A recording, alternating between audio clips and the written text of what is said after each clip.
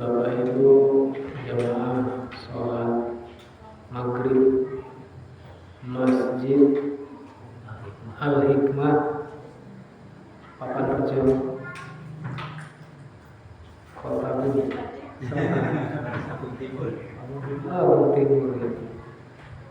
Lampung Timur yang semoga senantiasa dirahmati oleh Allah Subhanahu wa Ta'ala. Alhamdulillah kita diberikan anugerah yang luar biasa oleh Allah Subhanahu wa Ta'ala, yaitu diberikan kesempatan untuk bermajlis ilmu.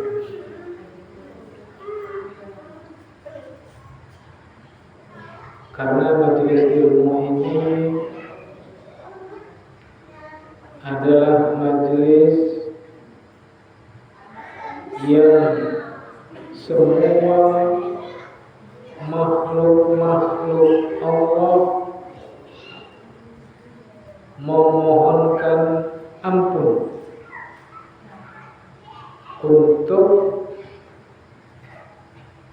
kaum muslimin yang berada di majelis ilmu. Bahkan sampai ikan yang ada di dasar laut memohonkan ampun kepada Allah untuk orang-orang yang bermajelis ilmu.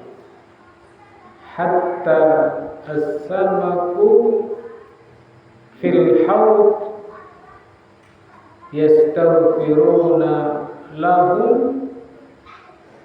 ridwan bima yasna.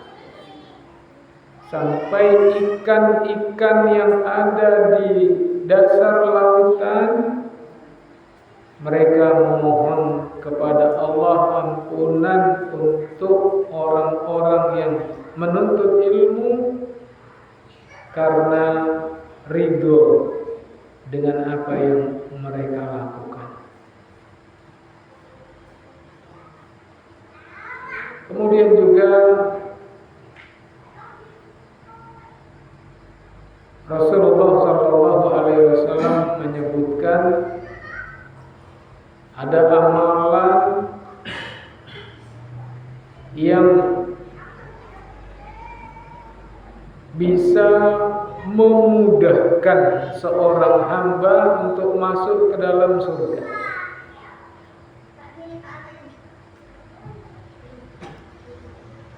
Amalan apa itu? Belajar agama. Kata Nabi SAW dalam riwayat Al-Imam Muslim dari Abu Hurairah,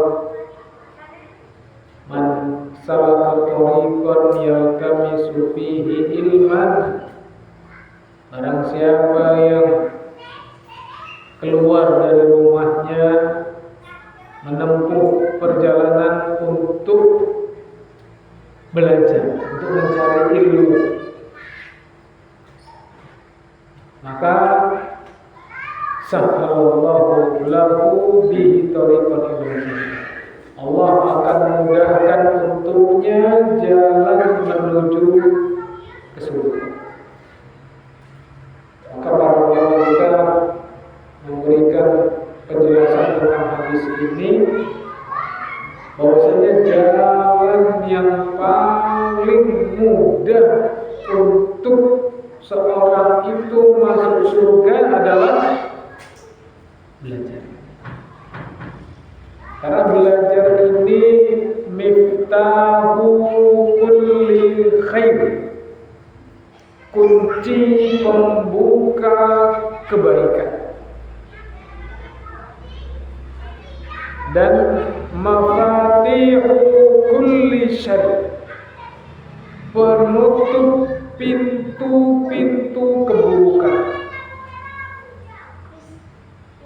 Beda orang-orang yang punya himmah, punya semangat, punya keinginan untuk belajar agama, itu beda dengan orang-orang yang gak punya keinginan untuk belajar agama, yang gak mau tahu tentang urusan agama. Itu beda. Di satu tempat, kalau penduduknya, masyarakatnya, orang-orangnya itu mau belajar agama, maka di situ akan banyak tersebar kebaikan dan meminimalisir kerusakan dan kemaksiatan. Tapi kalau di satu tempat itu masyarakatnya, penduduknya, warganya tidak mau belajar agama, tidak mau tahu tentang urusan agama, tidak mau mengerti tentang halal dan haram, pasti kemaksiatan yang terjadi di tempat tersebut tinggi. Entah itu judi online yang sekarang lagi ngetren, entah itu narkobanya, entah itu praktek ribanya, entah itu perzinahan, perselingkuhan, kriminal, itu pasti banyak. Ya, di satu tempat, di satu wilayah, di satu daerah yang penduduknya tidak mau belajar. Maka merupakan satu nikmat yang Allah berikan ketika kita hidup di satu lingkungan, di satu tempat yang tetangga kita kanan kiri punya perhatian dengan agama, mau peduli tentang halal dan haram, mau belajar agama. Kita akan merasakan bagaimana punya tetangga, punya lingkungan yang paham tentang itu. Makanya di antara tanda-tanda kebahagiaan, di antara tanda-tanda seorang itu bisa hidup tentram, ayem, apa? Dia punya tetangga yang baik, punya tetangga yang paham tentang agama, punya tetangga yang perhatian dengan belajar agama. Kita akan merasakan kebaikan. Tapi kalau kita punya tetangga yang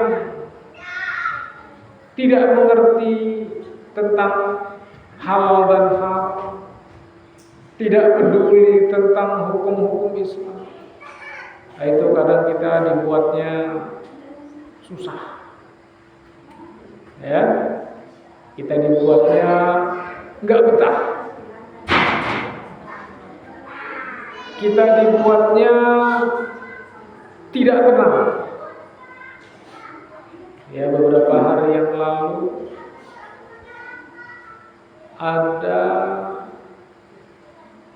orang datang ke rumah. Dia mengeluhkan tentang rumahnya itu baunya itu aneh, kayak bau kotoran, bau busuk gitu, bau gak enak. Ya, dia ke rumah, dia bilang, "Ustadz, kayaknya rumah saya itu perlu diruqyah karena banyak perkara-perkara yang aneh terjadi di rumah itu. Jadi bau kotoran manusia, bau pesing. Padahal dia punya kamar mandi bagus di dalam rumah. Jadi nggak ada pembuangan yang bocor, tidak buang kotoran sembarangan. Kayaknya ini ada yang mensihir, kata dia. Setelah diajari kan, kalau mau meruqyah rumah itu, karena nanti di antara tanda-tanda rumah itu bermasalah itu ya aneh-aneh. Banyak hewan, ya. Banyak hewan-hewan yang kotor seperti cicak, ya. Kemudian apa namanya, kecoak, ada kalajengking, ada tikus, ya. Itu di antara yang disebutkan oleh Rasulullah, hewan-hewan yang sering digunakan untuk media sihir. Ya, kata Nabi, fa innahu min fuwaisiqah. Ini sering digunakan oleh tukang-tukang sihir untuk melancarkan aksi sihirnya. Ya. Jadi sudah diajarin baca aja Al-Baqarah. Karena dalam keterangan hadis itu apa? Fa inna iqra'u surat Al-Baqarah fi buyutikum, kata Nabi. Bacalah surat Al-Baqarah di rumah-rumah kalian. Fa inna syaitana yanfiru minal baitil lati tuqra'u fihi suratul Baqarah. Karena sesungguhnya setan itu akan yanfiru. Yanfiru itu kalau diterjemahkan ke dalam bahasa Indonesia, lari terbirit-birit karena ketakutan. Bahasa Indonesianya apa itu? Bahasa Arabnya yanfiru. Iya, tapi ada nggak satu kalimat yang mewakili itu, Mas Ali? Lari terbirit-birit karena ketakutan. Bahasa Arabnya yanfiru. Kayaknya nggak ada bahasa Indonesia ya. Jadi kata Nabi apa? Sesungguhnya setan itu akan lari terbirit-birit ketakutan dari rumah yang di dalamnya dibacakan surat Al-Baqarah. Ya, jadi kalau rumah kita aneh, bawaannya panas, pengennya berantem terus, ya. Kalau keluar kau enak, giliran masuk ribut lagi. Ya, atau kalau di dalam rumah gelisah, takut, kalau di luar tenang, bisa tidur, ya. Kalau pulang datang lagi was-wasnya, wahamnya. Nah, itu diantara ciri-ciri. Jadi sudah dibacakan Al-Baqarah, sudah dibacakan ayat-ayat itu, masih aja, masih bau, ya. Jadi kayak agak-agak curiga dengan rumah itu. Biasanya kalau dia sihir, pengaruh sihir itu dibacakan itu hilang, dia hilang. Ya, apalagi kalau bacanya rutin. Karena sihir itu kan bisa diperbarui, hilang nanti diperbarui lagi, hilang diperbarui lagi. Ya, kalau kita rutin, ketika dia memperbarui kita baca rutin, terus akan hilang energinya. Tapi itu enggak, tetap aja bang. Ya, ternyata sama yang punya rumah itu dipasang CCTV. Di beberapa titik itu dipasang CCTV. Ketahuan ternyata penyakitnya. Apa? Ada tetangganya kalau buang kotoran itu dilempar ke atap, ke plafon, ke halaman, ya. Dan jelas itu terekam di CCTV. Nah, itu gambaran apa? Gambaran kalau kita punya tetangga yang nggak paham dengan ilmu agama, pusing kita dibuatnya, ya, nggak betah. Akhirnya apa? Ya, dikonfirmasi ada apa, kenapa, kok bisa demikian. Awalnya nggak mau ngaku, tapi ketika ditunjukkan CCTV-nya nggak nggak bisa bicara lagi dia. Ya alasannya ya beginilah, begitulah, beginilah, begitulah. Ya, ketika diancam ingin dilaporkan ke polisi, dia mohon-mohon untuk mengajak damai. Ya, nggak jelas motifnya, nggak jelas. Akhirnya apa? Akhirnya sampai teman itu pindah, meninggalkan rumahnya yang penuh dengan kenangan. Akhirnya dia pindah. Kenapa? Tidak nyaman ketika punya tetangga itu tidak baik. Maka di satu tempat itu, kalau dakwah itu berkembang, masyarakatnya akan baik. Ya, di satu tempat itu kalau dakwahnya tidak berkembang, maka masyarakat itu akan rusak. Ya, makanya kita ini belajar agama untuk agar kita bisa baik. Kita belajar agama, hadir di pengajian, hadir di majelis taklim, hadir di masjid untuk mendengarkan tausiah, mendengarkan nasihat, mendengarkan ceramah. Tujuannya apa? Untuk agar kita bisa baik. Baik kepada Sang Pencipta. Ini yang paling penting. Ya, baik kepada Allah Subhanahu wa taala, bagaimana kita berinteraksi kepada Allah bisa baik. Kemudian baik kepada Rasulullah, bagaimana kita mensikapi ajaran yang beliau bawa. Baik kepada anggota keluarga kita. Kalau kita sebagai kepala rumah tangga, kepada anak, kepada istri. Ya. Kalau kita istri, bagaimana kita berbuat baik kepada suami dan anak, menantu, ya. Jangan sampai seorang itu ngaji sudah lama keliling kemana-mana, sholatnya rajin, yang katanya sudah ngikutin sunnah, tapi ternyata sama keluarganya buruk. Nah, ini catatan untuk kita. Karena kita belajar agama ini untuk agar bisa menjadi baik. Makanya ketika Rasulullah SAW itu pernah suatu ketika beliau itu dipinta untuk melaknat.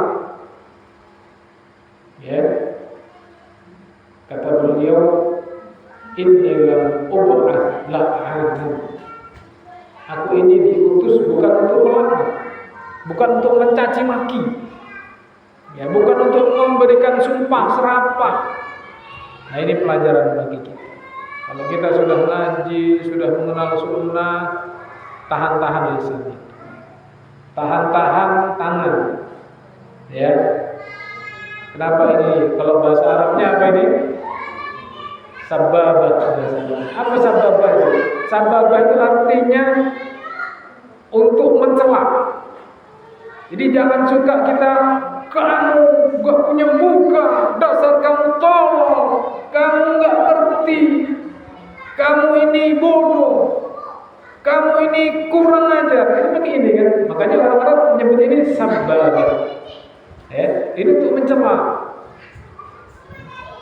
Ya, maka seorang itu kalau dia sudah ngaji, sudah kenal tarbiyah, sudah sholat 5 waktu di masjid, sudah secara penampilan mengikuti sunnah Rasulullah, jaga sikap, jaga lisan, terutama dengan orang-orang dekat, anak, istri. Ya, bagaimana mereka itu merasa nyaman dengan kita. Kita mengarahkan mereka mudah, mereka mau ikut. Kenapa?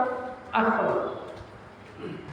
Ya, jangan sampai orang itu tambah ngaji, tambah keras wataknya, tambah ngaji, tambah mudah marah, tambah ngaji, tambah pengen menang sendiri. Nah, itu berarti ada masalah. Ya, bermasalah. Karena apa? Karena Nabi SAW menyebutkan inna bu'itsu liutammima masalihal akhlak. Aku ini diutus untuk menyempurnakan akhlak yang baik. Ya.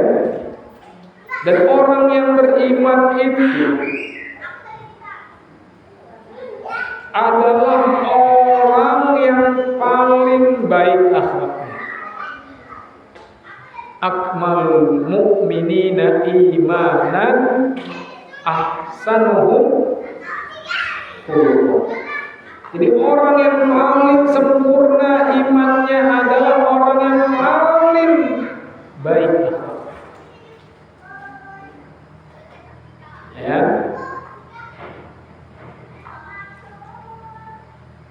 Maka ini sebagai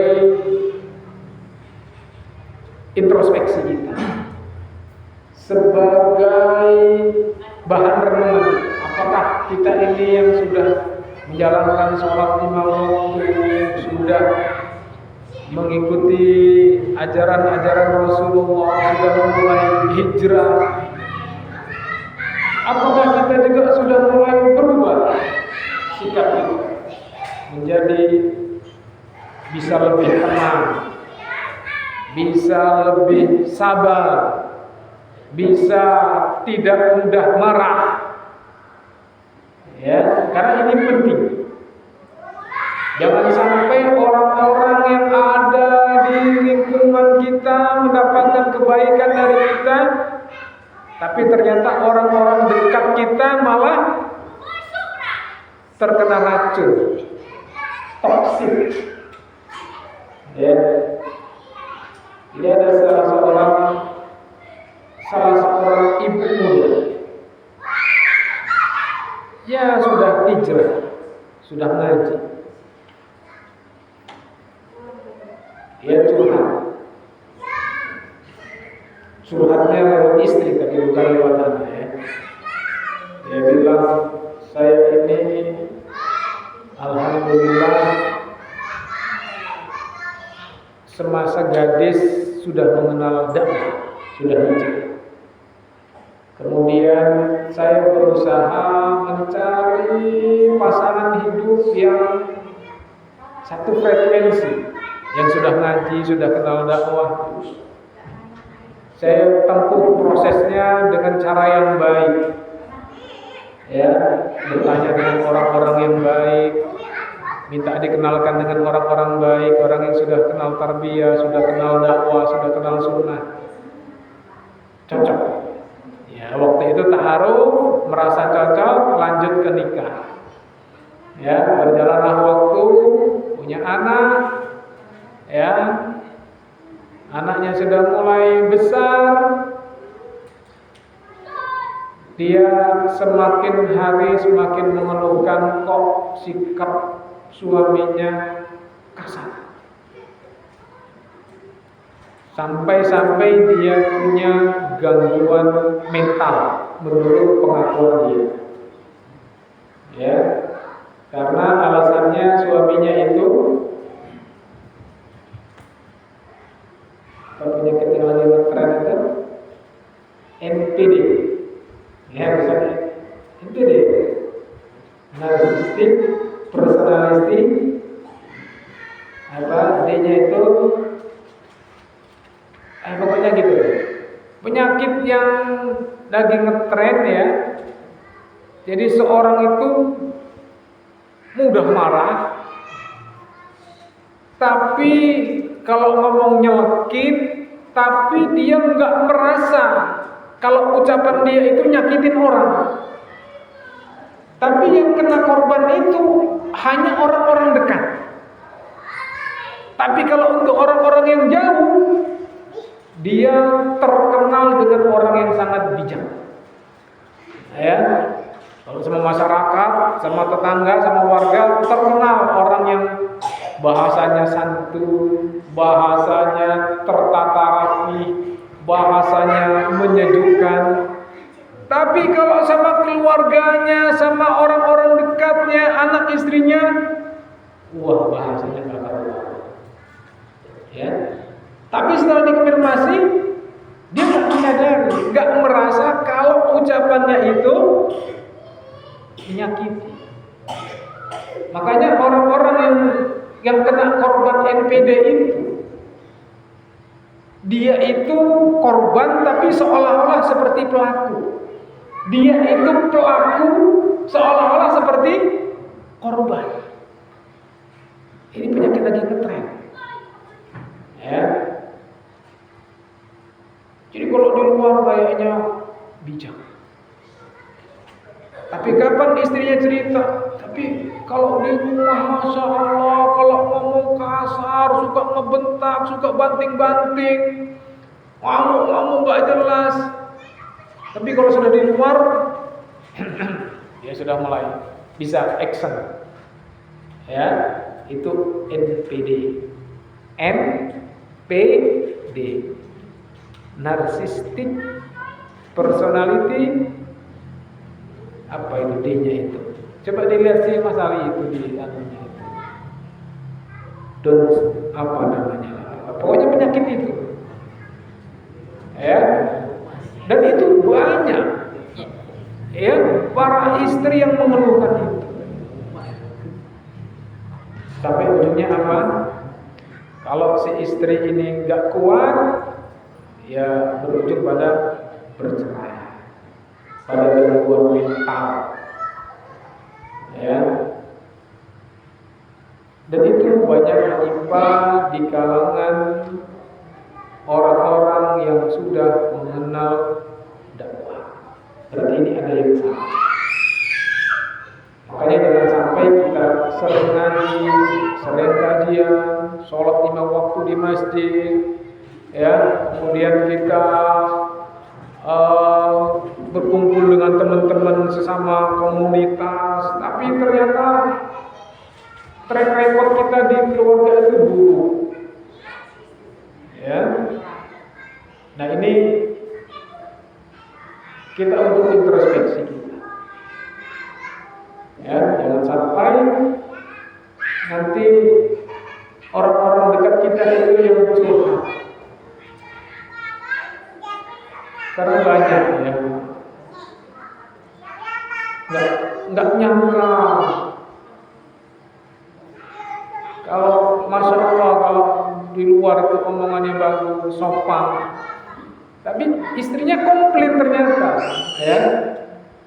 Tapi Ustaz, kalau di rumah Masya Allah, saya ngelus dada, ya.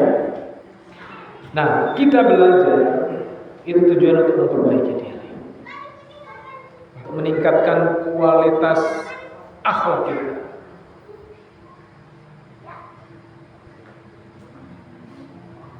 Maka barang siapa yang belum bisa untuk memperbaiki itu, ya belajar pelan-pelan.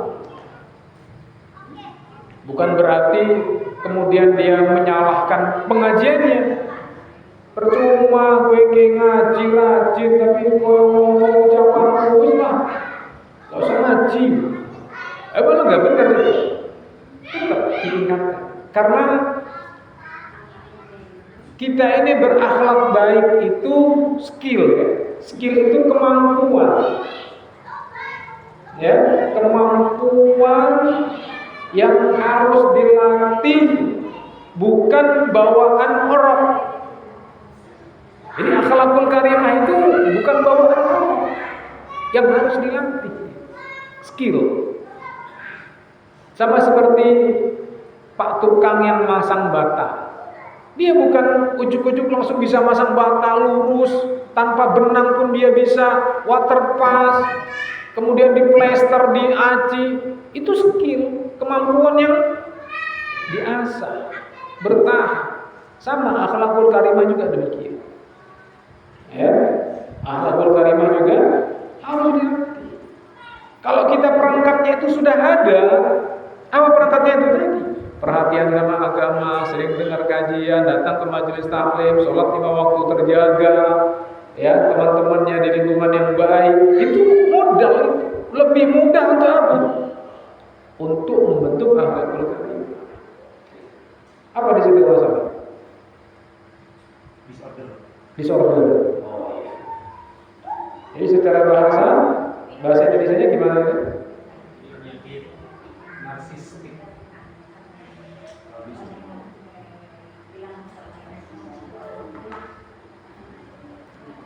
Pokoknya dia kalau di publik itu dia narsis, ya. Baik, ketika di publik dia baik-baik saja, kayak nggak ada penyakit, ya. Dan dia pandai menyembunyikan aibnya, ya, pandai bersilat lidah dan susah untuk dikritik. Nah, itu di antara ciri-cirinya itu, ya. Dan orang-orang yang menjadi korban itu yang diprioritaskan itu orang-orang dekat, seperti istri, anak, pembantu, ya, bawahan, ya. Nah, itu lagi musim ya penyakit itu. Ya, karena memang secara sunnatullah, secara hukum alam, manusia itu semakin lama generasinya, semakin lama semakin turun generasi itu semakin rapuh, semakin rusak, ya, sampai nanti puncak kerusakannya ketika terjadi hari kiamat. Ya, makanya seburuk manusia adalah mereka yang menjumpai hari kiamat. Itulah manusia paling buruk. Ya. Kata para ulama, tidaklah satu zaman itu baik kecuali akan datang zaman berikutnya, zaman yang buruk. Secara umum, ya, secara umum. La ya'ti 'alaikum zaman illa wa ba'dahu asyarr min qabl. Tidak datang satu zaman kecuali zaman setelahnya itu lebih buruk daripada zaman sebelumnya. Ya, terus sampai nanti mendapati seburuk-buruk manusia adalah orang-orang yang menyaksikan hari kiamat. Tapi dikisahkan oleh Rasulullah SAW, tidak ada lagi orang yang membaca Al-Quran. Sekarang masih ada? Masih. Berarti kiamat masih lama. Ya, masih lama dalam artian, ya kalau kita hitung masih lama. Karena untuk mencapai ke masa itu waktunya cukup lama. Kalau azan sudah tidak lagi dikumandangkan, akan terjadi hari kiamat. Kalau tidak lagi ada orang yang ingat dengan Allah, akan terjadi hari kiamat. Ya. Makanya kata Nabi SAW, la yaqumu sa'ah hatta la yuqalu fil ardi Allah. Akan tegak hari kiamat jika di bumi ini tidak ada lagi orang yang mengucapkan Allah, tidak lagi orang mengenal Allah. Seburuk-buruk manusia, kerjaan mereka apa? Ya maksiat. Ya, sampai disebutkan itu orang berzina di pinggir jalan, tidak ada yang malu, tidak ada yang peduli, dan itu dianggap hal yang biasa. Terjadi ini? Terjadi di sebagian tempat. Ya, di sebagian tempat terjadi, tempat-tempat maksiat terutama. Tapi belum menyeluruh. Tapi ini lama-lama akan menyeluruh. Kapan? Ketika dakwah itu sudah tidak lagi berkembang. Ketika majelis taklim sudah tidak ada lagi peminatnya. Ketika tidak ada lagi sholat. Ya, maka pada waktu itu manusia dalam kondisi terburuknya manusia. Dan pada mereka lah hari kiamat itu terjadi. Ya, maka kita beruntung kita masih diberikan kesempatan oleh Allah untuk bisa hadir ke majelis ini. Lingkungan kita masih terdengar suara adzan. Di sekitar kita masih banyak orang yang mau melantunkan bacaan Al-Quran. TPA masih banyak peminatnya, anak-anak kita banyak yang hafal-hafal surat-surat pendek. Nah, ini tanda-tanda kebaikan. Ya, tanda-tanda kebaikan. Meskipun nanti semakin lama itu akan semakin terkikis. Ya. Dan tidak ada lagi orang-orang beriman pada waktu itu. Semuanya kufur. Makanya terjadi hari kiamat. Nah, teman-teman sekalian, jamaah sekalian yang dirahmati oleh Allah Subhanahu wa taala, Rasulullah sallallahu alaihi wasallam memperbaiki masyarakat Arab itu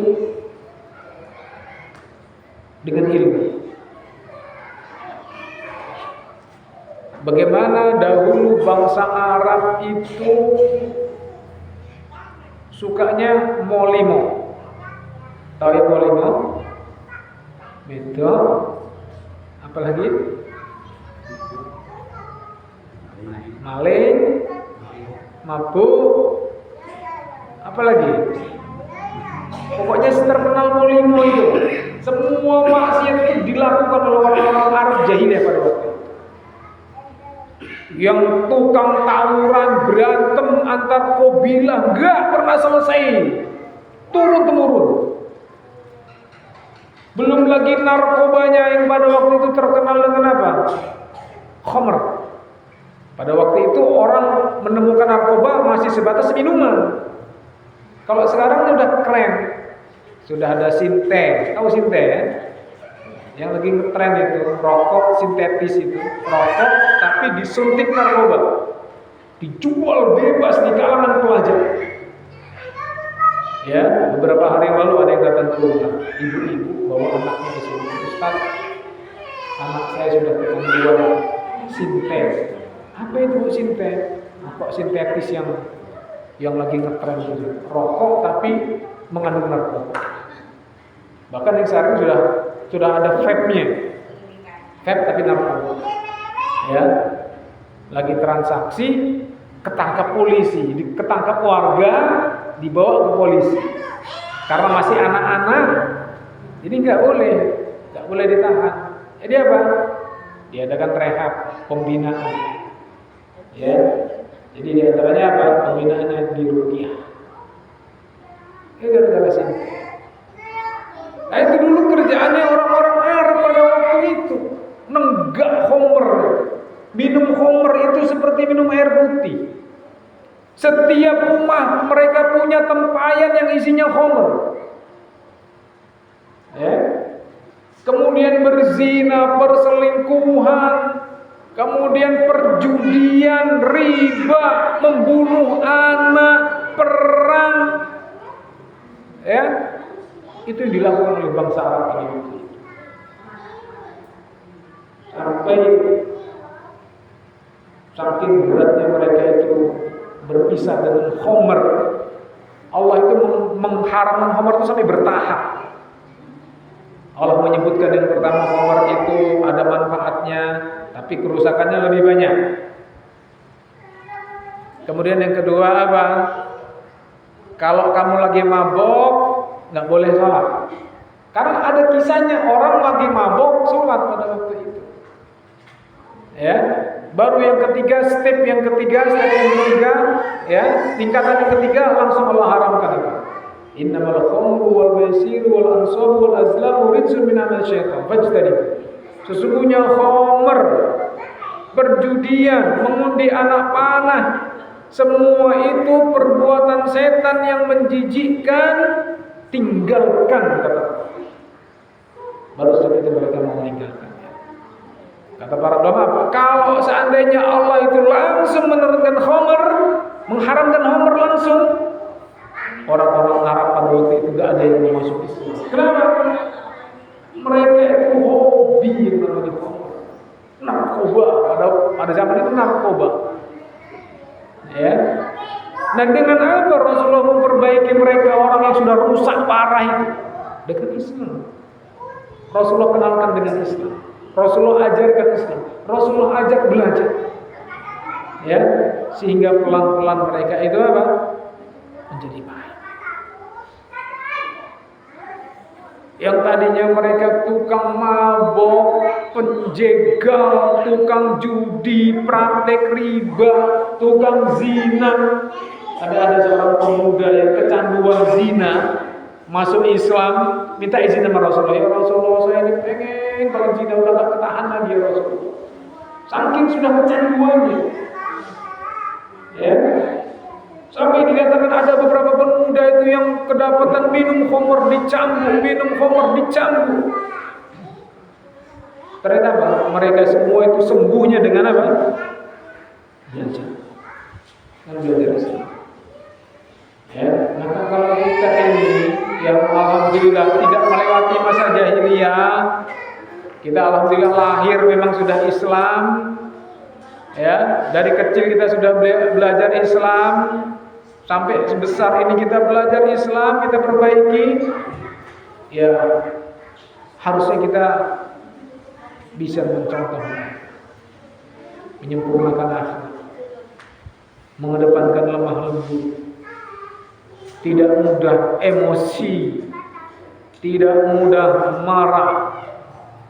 Ya, ini juga nasihat yang luar biasa dari Rasulullah. Ada salah seorang sahabat datang kepada Rasulullah minta nasihat. Datang dari tempat yang jauh. Ya. Hanya ingin minta nasihat kepada Rasulullah. Ya Rasulullah, berilah aku nasihat. Apa kata Rasulullah? La taghdab. Jangan marah. Dia minta lagi ya Rasulullah, tambah lagi ya Rasulullah, ada enggak nasihat yang lain? Rasulullah bilang apa? La taghdab. Sampai datanglah bilang ada nggak nasihatnya lain ya Rasulullah? Sampai Rasulullah mengulang-ulang, la taghdab. Ya, faraddada dzalika miraran wa qala la taghdab. Sampai Rasulullah ulang. Jangan.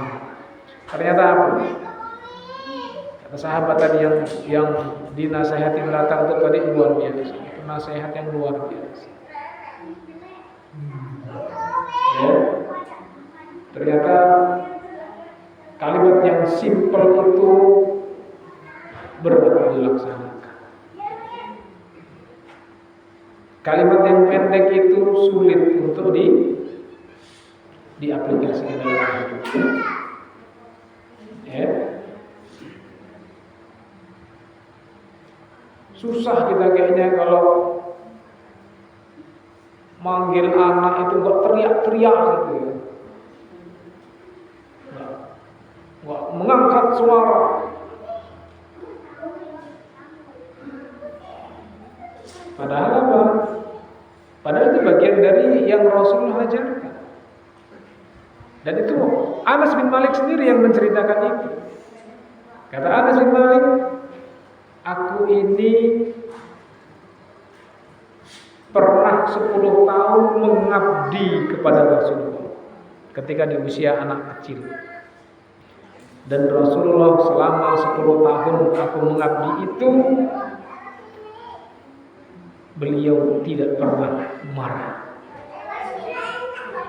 Dan beliau tidak pernah mengatakan lima fa'alta kada. Kenapa kamu melakukan ini? Ya. Itu ternyata seperti. Jadi kalau di Indonesia Kalau ada seorang pelayan rumah makan atau anak kita lah ya, mecahin piring. Apa reaksi orang tua kita, terutama ibu-ibu nih? Dasar, ngomongin, namanya gitu ya. Biasanya yang saya kan ibu-ibu, nyuci piring, orang hati-hati gitu ya. Tapi kalau di rumah makan, yang marah siapa? Bosnya.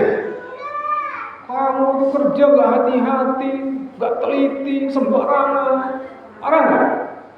Nah, Rasulullah itu gak pernah begitu. Ya. Dan yang unik lagi, menurut cerita teman yang sekolah di Jepang. Jadi di Jepang itu kalau pelayan restoran itu bawa piring mau ngeladenin kliennya, kemudian jatuh, apa ucapan yang direktur yang punya rumah makan? Kamu nggak apa, kamu baik-baik saja, kamu tidak sedang sakit, ya. Tapi kalau di tempat kita apa? Dasar, sampai motor dipicek lah gitu. Kerja hati-hati. Nah, itulah. Ya kadang memang Islam ini semuanya itu akhlak. Ya, semuanya itu akhlak. Jadi harus mengedepankan. Dan ini ya kita semua harus belajar.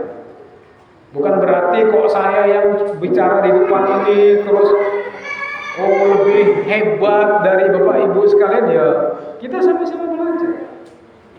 Karena ini merupakan skill yang harus kita latih. Ya. Bukan bawaan orang. Bukan bakat. Kamu mah enak, orang tuamu enggak pernah marah-marah. Ya skill, semua itu skill. Ya. Semua itu belajar, semua itu dilatih. Nah, ketika kita mengetahui teori ini loh teori dalam Islam itu seperti ini. Maka ketika kita tahu teorinya, itu kita akan lebih mudah untuk mempraktekkannya. Ketimbang kita tidak tahu teori. Ya, ketimbang kita tidak mengerti ilmunya.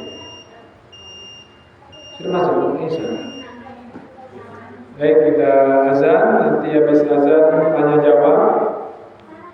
Sudah itu sholat ya. Selesai Isya. Sholat dulu berarti nanti. Biasa. Oh gitu. Tapi saya nggak bisa malam-malam. Karena bisa masuk angin lagi. Iya. Ditutup aja ya. Demikian, kalau lebih yang mohon maaf. Bila taufiq wal hidayah. Assalamualaikum warahmatullahi wabarakatuh.